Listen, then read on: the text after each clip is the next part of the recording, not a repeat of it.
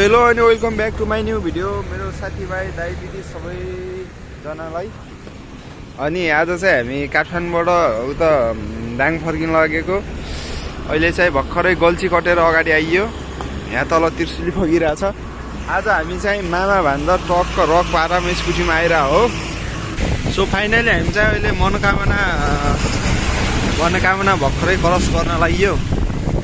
यता पारीतिर देख्न सक्नुहुन्छ तपाईहरु मनोकामना केबल कार निरन्तर चलिरहेको।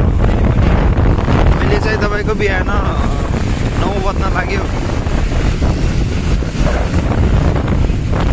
आज अलिअलि पानी पनि परिरहेको छ, जाम लागिरहेको छ।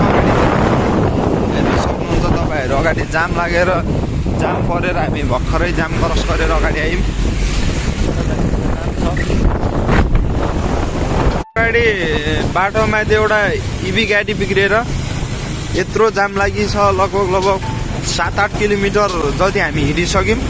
7-8 किलोमिटरै जाम छ भनेपछि अझै अगाडि मुक्लिनसम्म जाम छ कि भन्ने हाम्रो अनुमान छ।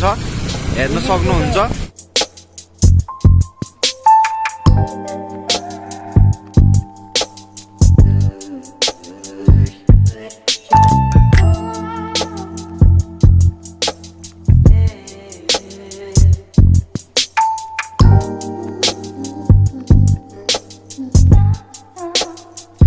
मुक्लिन बजार आइपुगेको अवस्था छ। अनि हामी चाहिँ यता पोखरा हुँदै जाने भन्ने कुरा छ। त्यही भएर हामी चाहिँ यता तलको बाटो जानुपर्ने हुन्छ। यता माथिको बाटो चितवन बुटोल हुँदै दाङ जान्छ भने यो तलको बाटो चाहिँ यता पोखरा हुँदै रुकुमतिर जान्छ। मध्य पहाडी राजमार्ग हुँदै मध्य पहाडी राजमार्ग सुरु भइसकेको छ।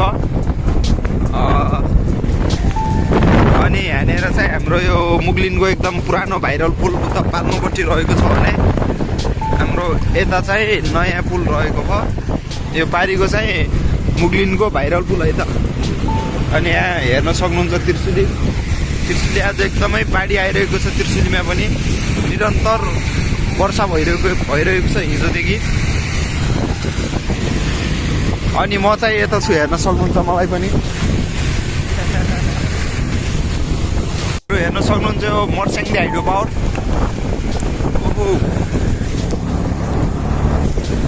मर्स्याङ्दी हाइड्रो पावर हेर्न सक्नुहुन्छ भने चाहिँ यता चाहिँ हाम्रो छ के अरे मामा यो मर्स्याङ्दी खोला, मर्स्याङ्दी नदी हो यो।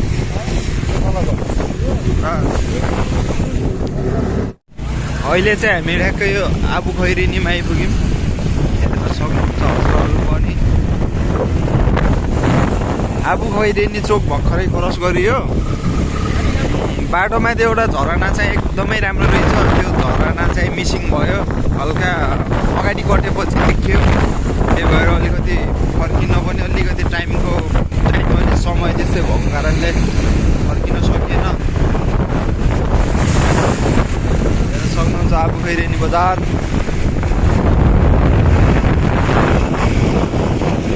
बन्दीपुर भन्दा हल्का अगाडि आइयो। अनि यहाँ चाहिँ हामी खाना खान रोक्यो। अहिले चाहिँ तपाईँको 10:30 जस्तो भयो। अनि यता चाहिँ हेर्न सक्नुहुन्छ तपाईँहरू हालचालै नवनिर्मित पृथ्वी राजमार्ग, यो मुग्लिङदेखि यता पोखरा जाने बाटो देख्न सक्नुहुन्छ। नवनिर्मित पृथ्वी राजमार्ग यस्तो छ, एकदमै राम्रो छ यो बाटो चाहिँ। आजभोलि हालचालै बनाइएको हो। यो दमौली तनहु बजार आइपुग्यो अहिले चाहिँ हामी।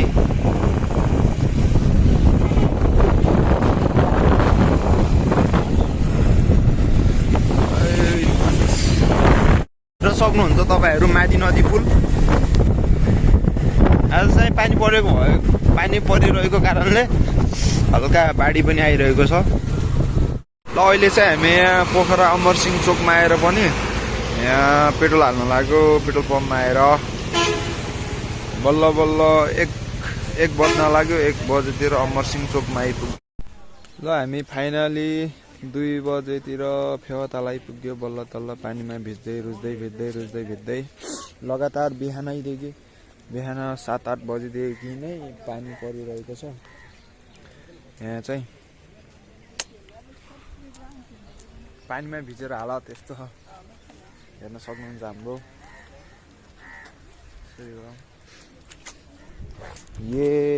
भिजेर कपडा भिजेर हालत खराब एक साइडको यता बाहिरको भ्यू हेर्न सक्नुहुन्छ यस्तो छ टक्क बनाएर हामी चाहिँ लेग साइड यसो घुमेर फर्किन लाग्यो है त लेग साइड एरिया भिडियोहरू छ यता है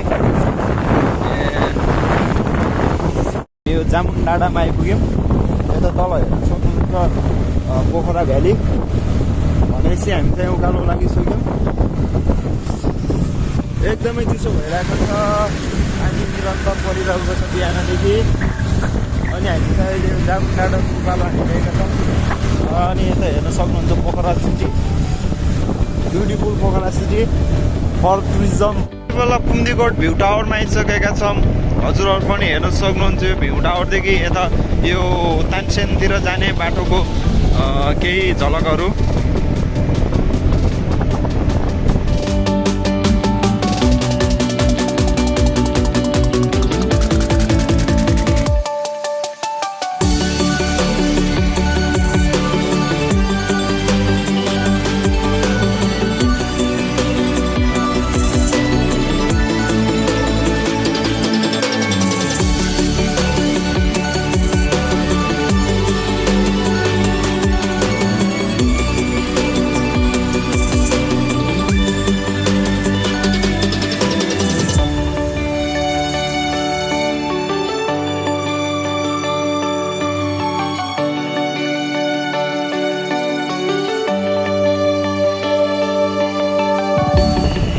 पारी हेर्न सक्नुहुन्छ तपाईँहरू कुम्दीकोट भ्यू टावर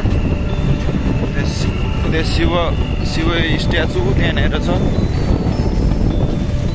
स्याङ्जाको भालु पहाडमा आइपुगेका छौँ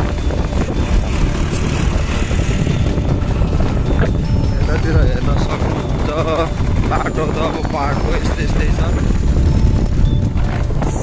यता माथितिर यस्तो डेन्जर पहाडहरू छ भालु पहाडको झरनाहरू हेर्न सक्नुहुन्छ तपाईँहरू पनि हामी यता स्याङ्जाको पुतली बजार आइपुग्यौँ बल्ल अहिले चाहिँ करिब दिउँसोको 3:30 जस्तो भइसक्यो त्योहरू हामी चाहिँ अहिले 4:15 यहाँ स्याङ्जाको वालिङ बजार आइपुग्यौँ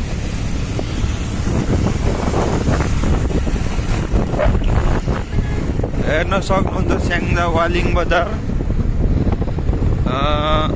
सायद यो स्याङ्जाको सदरमुकाम पनि होला यो स्याङ्जाको सदरमुकाम यो हो कि उता पुतली बजार हो कसैलाई थाहा छ भने टक्क कमेन्ट पनि गरिदिनुहोस् है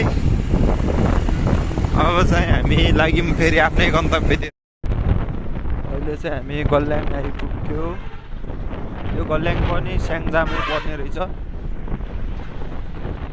यो गल्याङ मेन चोक अब फेरि पानी पर्न लागिसक्यो 6 बजेको समयमा आरे भन्ज्याङ भन्ने ठाउँमा आइपुग्यो पाल्पा यहाँदेखि सिधा उता गयो भने बुटोल अनि यता माथि गयो भने रामपुर जाँदो रहेछ यो चाहिँ ठ्याक्क आरे भन्ज्याङ भन्ने हो अनि यता पनि चिसो गरेको छ यस्तो बादलहरू लगाइरहेछ आज बिहानैदेखि एकदम मौसमले हामीलाई घात गर्यो लास्टै चिसो बनाइरहेछ दिनभरि पानीले चुट्यो अहिले आएर पनि यहाँ एकदम चिसो भइरहेछ पाल्पा जस्तो ठाउँमा अझै छ हामी आज तानसेन गएर बस्ने भनेको अझै तानसेन जान हामीलाई करिब 1 घन्टा जस्तो लाग्छ होला यहाँदेखि 18-19 किलोमिटर छ हामी उकालोमा छौँ अहिले बाटो नि उकालो रहेछ बिस्तारै जानुपर्ने हुन्छ है हामी तानसेन बजार एकदमै नजिक आइसकेका छौँ यहाँ वारीदेखि पाल्पा बजार देखेर अब हामीलाई पनि छ कि हामी पनि एकदमै नजिक आइसक्यौँ अब हामी धेरै हिँड्नु पर्दैन भनेर बल्ल हामी चाहिँ यहाँ यो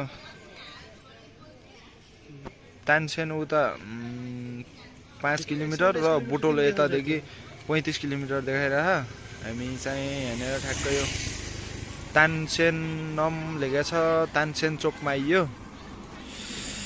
हामी चाहिँ बिहान काठमाडौँबाट 4:30 बजे हिँडेको अनि अहिले चाहिँ यहाँ तपाईँको 6:30 जस्तोमा आइपुग्यो। आज लगभग हामी काठमाडौँदेखि उता पोखरा आएर पोखरादेखि चाहिँ तानसेन आएको। अब भोलि यहाँदेखि बुटोल झरेर दाङ जाने हो। आज 350 जस्तो किलोमिटर जस्तो हिँड्यो यो स्कुटीमा।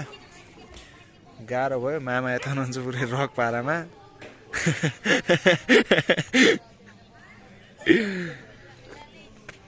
यस्तै छ बिरै।